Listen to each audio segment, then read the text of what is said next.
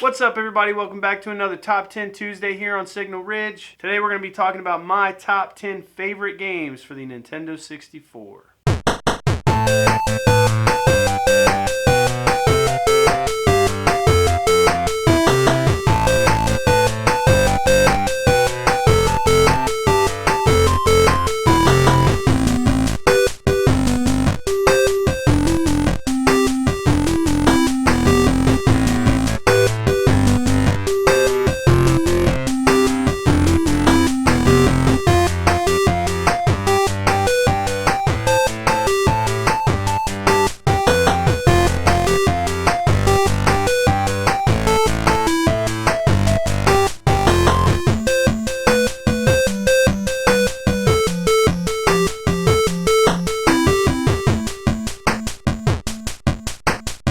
And at number 10, we got Wave Race. Wait, what the hell? Oh yeah, I guess I did put that game on here. Why the hell did I do that? It's probably because I have decent memories of it.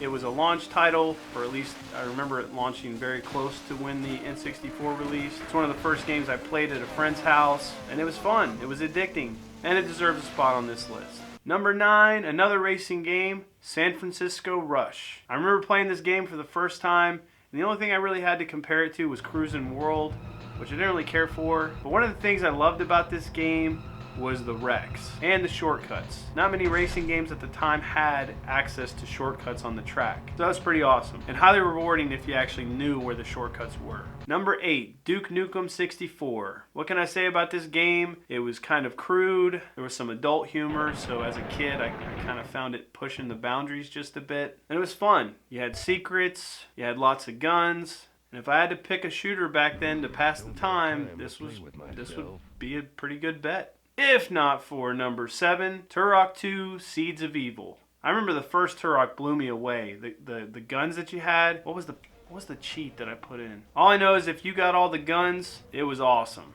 The nuke weapon was amazing. It shot out this blue beam and this huge explosion happened and kind of froze your enemies in carbon. Freaking awesome. And at number 6, a game that you can still go back and play today, Super Smash Brothers. This game's got a legacy. I mean, my kids just got a Nintendo Switch for Christmas, and they're playing the new Smash Brothers. But, you know, had that first game not existed, this game would have nothing to be built upon. So I guess in a lot of ways, these kids need to pay their respects to the OG. Number 5, Star Fox 64. The game that made Star Fox for the SNES completely obsolete. I mean, you play this game, you can't go back and play the Super Nintendo game. It won't happen. Tremendous game.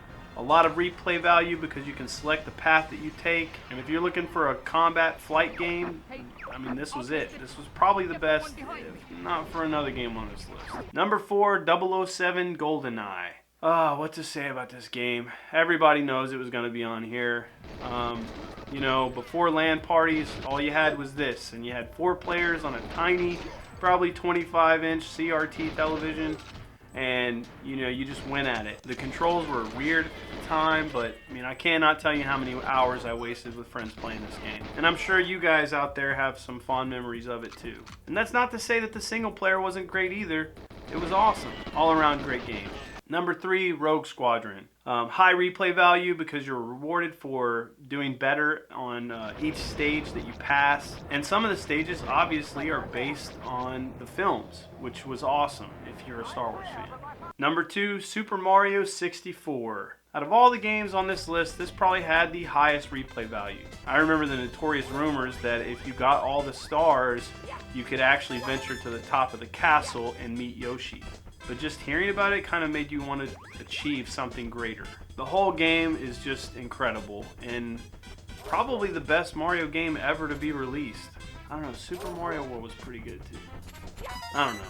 Quick disclaimer, there is one game that everybody's going to be really upset that it's not, you know, on this list. And that is Zelda Ocarina of Time. The reason it's not on this list is because I haven't played it a whole lot and I played it way after the fact. So I'm looking at it through a different lens than a lot of people. Number 1, Banjo-Kazooie. This game took, for me, everything that Super Mario 64 had and made it better. The abilities at your disposal with Kazooie in your backpack were awesome and hilarious.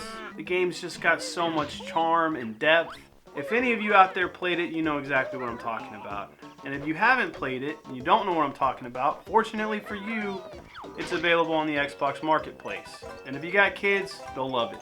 Alright guys, so that's it for me on this Top 10 Tuesday. Let me know what your favorite Nintendo 64 game is in the comments down below, even if it's not on the list. If you enjoy the channel, please reach out to your friends, share this on social media, hit that notification bell to stay up to date with the latest content, and I'll catch you guys next time.